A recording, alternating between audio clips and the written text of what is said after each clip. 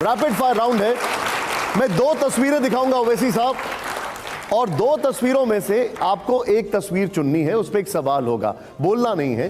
दिखाइए जरा पहली तस्वीर। देश का दूरदर्शी नेता कौन है? ओवैसी साहब ये देखिए तस्वीर आपके सामने, यहां पर एक तरफ है नरेंद्र मोदी जी और दूसरी तरफ है राहुल गांधी जी। ओवैसी साहब आपका रिएक्शन। मेरी फोटो क्यों नहीं है उसमें? आप इन दोनों में कौन है? सुनिए, आप कम से कम मुझे बुलाकर तौहीन तो मत करिए ना, मेरा भी तो थोड़ा ईगो होगा।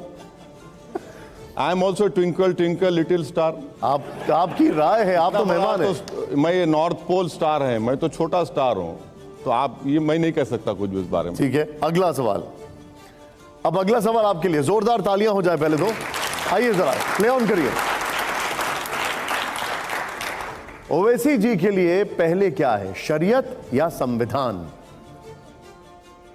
ये कोई बीजेपी के लोगों से सवाल आज तक नहीं किया गया है। बिल्कुल किया है सर हमने। सुन लीजिए, आपको हम इसका जवाब दे रहे हैं। आप मौलाना अबुल कलाम आज़ाद को नहीं जानते, अगर जानते तो इस तरह का सवाल हमसे नहीं करते आप। मौलाना अबुल कलाम आज़ाद जो सालों जेल में रहे और जेल में रहकर उन्होंने कुरान करीम का तर्जुमा लिखा, भारत के पहले एजुकेशन मिनिस्टर थे। मौलाना आज़ाद ने अपनी तकरीर में कहा था कि मुझे बहैसियत मुसलमान इस बात का फ़ख्र है कि मैं 1000 साल से जो इस्लाम भारत में है, मैं उसकी एक एक चीज़ को छोड़ नहीं सकता, और ना ही मैं इस देश के एक एक कल्चर को छोड़ सकता हूँ। ये मौलाना आज़ाद ने कहा था। तो आपके सवाल का जवाब ये है। मेरा अगला सवाल आपसे यह है ओवैसी साहब, जरा प्ले ऑन करिए इसको यहां पे। अगला सवाल, आजादी की लड़ाई का नायक कौन? विनायक दामोदर सावरकर जी या मोहम्मद अली जिन्ना जी? कौन है इन दोनों में से? गौर से देख रहा हूं, दोनों एक ही नजर आ रहे मुझे। ओके, अगला सवाल प्ले ऑन करिए। अगला सवाल जरा, अल्पसंख्यकों का हमदर्द कौन है? ओवैसी साहब इनमें से कोई एक बताइए अगर आपको लगता हो तो। अखिलेश यादव, ममता बनर्जी, राहुल गांधी, मायावती, कौन कोई एक लगता है आपको इनमें से? सबने बेड़ा गर्क किया अल्पसंख्यक समाज का। किसी ने डराकर, किसी ने मुस्कुराकर, किसी ने मुशायरे कराकर, किसी ने खवाली कराकर, सब ने ऐसा ही हमको कभी चॉकलेट दे दिया, कभी लॉलीपॉप दे दिया, कभी मीठी मीठी बातें की। और अब देखिए, अब जो मोहतरम लाल टोपी पहने हुए हैं, उनका मामला ये है कि उत्तर प्रदेश में मुसलमानों की तारीख में इतना वोट उनको नहीं मिला, कभी नहीं मिला किसी पार्टी को। उनको वोट मिला तब भी बीजेपी को नहीं हरा पाए। अब जब उन्हीं के पार्टी के एक एमएलए का पेट्रोल पंप तोड़ा जाता है तो ये बोल नहीं सकते। इलाहाबाद में घर है, वाइफ के नाम पर हस्बैंड को नोटिस दी जाती है, घर तोड़ा जाता है, बोल नहीं सकते। अब जो मैडम बाजू हैं, बड़ी फाइटर हैं, अपने बलबूते पर राजनीति में पार्टी बनाई है, कभी जाकर वहाँ पर मुसलमानों का एजुकेशनल सोशल स्टेटस देख लीजिए। मालदा मुर्शिदाबाद में मुस्लिम महिलाओं के उंगलियां देखिए, खाली उंगलियां देखिए, बीड़ी बना बना कर जल गई उंगलियां उन लोगों की। मालदा मुर्शिदाबाद का जो पानी में जो ग्राउंड वाटर में जो आर्सेनिक है वो WHO लिमिट से ज़्यादा है। तीसरे जो महाशय की फ़ोटो आप दिखा रहे हैं, उनसे पूछ लीजिए कि भैया बाबरी मस्जिद का मसला क्या गोविंद GB पंत नहीं थे जब से शुरू नहीं हुआ? क्या ताले उस वक्त नहीं खोले गए जब आपके पिताजी वज़ीर आज़म नहीं थे? क्या मस्जिद शहीद नहीं हुई जब आप ही के पार्टी के प्राइम मिनिस्टर थे? क्या आपकी सरकार में नेल्ली का 10 मैसेकर नहीं हुआ?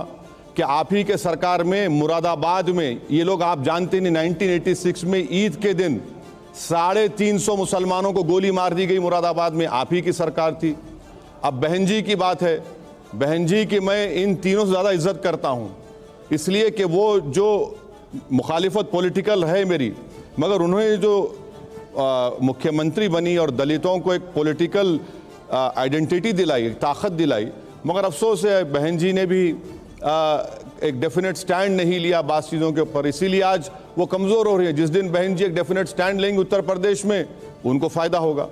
लेकिन आपकी बातों से लग रहा है कि आप मायावती जी को ही चुन रहे हैं। थोड़ी सी तारीफ जो आपने की उन्हीं की क्या ये पॉलिटिकल मैसेज है? नहीं, देखिए, तारीफ करना असदुद्दीन ओवैसी की फितरत में नहीं है। मैं सिर्फ सच्चाई को बयान कर रहा हूं। तारीफ वो लोग करते हैं, आज के माहौल में तारीफ वही लोग करते हैं जो गुलाम होते हैं। तारीफ वही लोग करते हैं जो डर जाते हैं या अपना मफाद हासिल करने के लिए, या कोई पोस्ट चाहिए उनको, किसी को वाइस चांसलर बनना है, किसी को गवर्नर बनना है, किसी को वो बॉडी का वो चाहिए, वो लोग तारीफ करते हैं। ठीक है, मेरा काम नहीं है। खैर, एक बार जोरदार तालियां हो जाएं। अगले सवाल से पहले अब आपको एक ही चुनना है। तस्वीर में दिखा रहा हूं, जरा प्ले ऑन करिए इसको। यहां पर बेहतर प्रधानमंत्री कौन, वाजपेयी जी, मनमोहन सिंह जी या नरेंद्र मोदी जी? एक सर, अगर एक चुनना पड़े तो आपको। देखिए, डॉक्टर मनमोहन सिंह साहब की हमने तायीद की थी 2004 से 2012 तक। उनका पहला टर्म बहुत अच्छा था, डॉक्टर मनमोहन सिंह साहब का, मगर सेकेंड टर्म में जो तकालीफ का दौर शुरू हुआ, जो गलतियों का दौर शुरू हुआ, और उसका खैमियाजा आज हमको भुगतना पड़ रहा है कि वो सेकेंड टर्म की वजह से 14 में बीजेपी को फ़ायदा हुआ।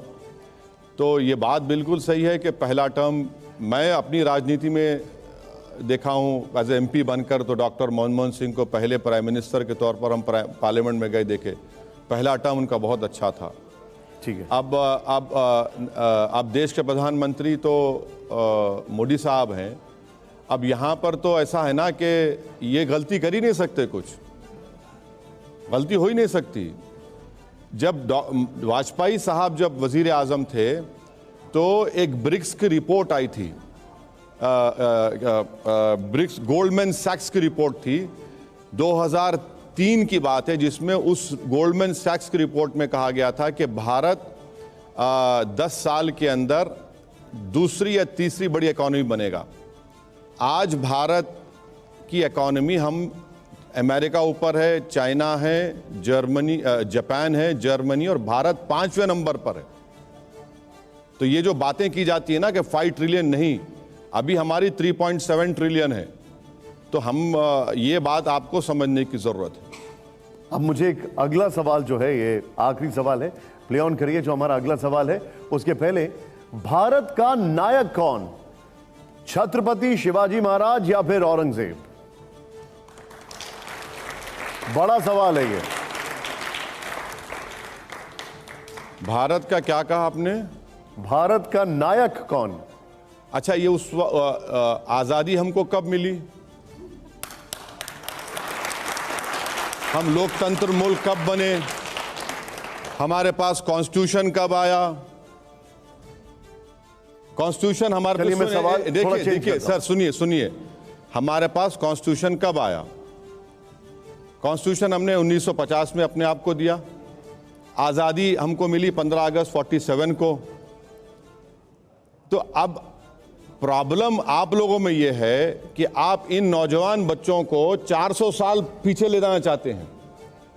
मैं आपसे कह रहा हूं कि भैया, ये जो इस देश का जो डेमोग्राफिक डिविडेंड है ना, जो किसी विश्व के देश में नहीं है, हमारी आबादी 28 साल की 50% है, और ये डेमोग्राफिक डिविडेंड 2040 तक रहेगा।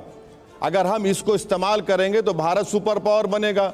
सवाल ये है, सुनिए, सवाल है, एक मिनट ओवैसी साहब, एक मिनट, ये बच्चे किसको रोल मॉडल माने अगर इन दोनों की बात हो? मैं आपके सवाल का जवाब दे रहा हूं, और आपके सवाल का एक जवाब ये भी देता हूं कि छत्रपति शिवाजी महाराज मुसलमानों के कभी खिलाफ नहीं थे।